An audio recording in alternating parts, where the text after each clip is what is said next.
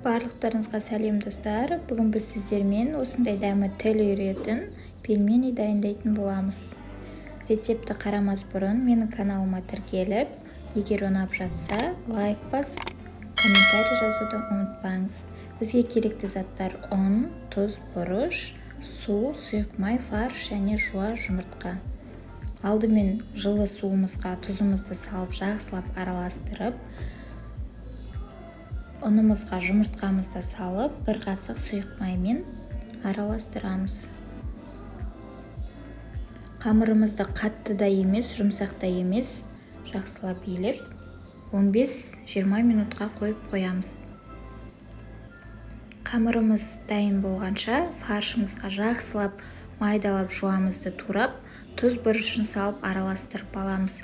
Егер де сіз жуаны майдалап турай алмай ірі болады десеңіз, мясорубкадан немесе блендерден өткізсеңіз болады.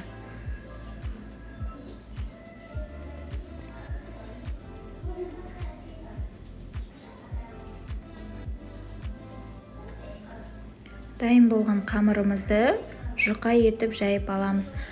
Қамырыңыз қатты жұқа болып кетпеу керек. Егер де қамырыңыз жабысып жатса, аздап ұн сепсеңіз болады. Дайын болған қамырымызды арнайы кескіштермен дайындап аламыз. Егер де сізде осындай құрал болмаса, стаканмен кессеңіз болады. Және айта кететінім, менің қолым үйренгендіктен мен барлығын кесіп дайындап аламын. Егер сіз бірінші рет немесе жай жасайтын болсаңыз, 2-3-ден кесіп алып, дайындай берсеңіз болады. Қамырымыз кеуіп қалмау үшін осылай бетін жауып қойдым. Дайын болған қамырымызды бір-бірден алып, осылай фаршын молдау салып, формасын әдемі қылып, дайындай бастаймыз.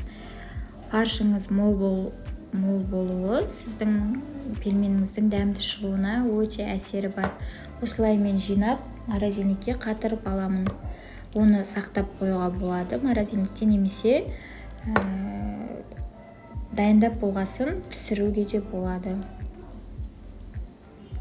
Мен өзім жалпы қонақ келгенде немесе ерініп қалғанда тез-тез пісіріп жіберу үшін осылай қатырып пакеттерге салып сақтап қоямын. Бұлай сіз мантыны да, пирожки, самса бәрін жасай бересіз. Мен сіздерге қалай піскенін көрсету үшін қайнап тұрған суға тұзымды салып, осылай салып жіберемін. Бір-біріне жабыспайды, ешқандай жері ашылып кетпейді, өте дәмді болып шығады. Енді ыдысымызға салып ұсына берсек болады. Осындай дәмді пельменді жасап, рецепті ұнап жатса, менің каналыма тіркеліп, комментарийға өз ойыңызды білдіріп, жазып кетсеңіздер болады. Рахмет.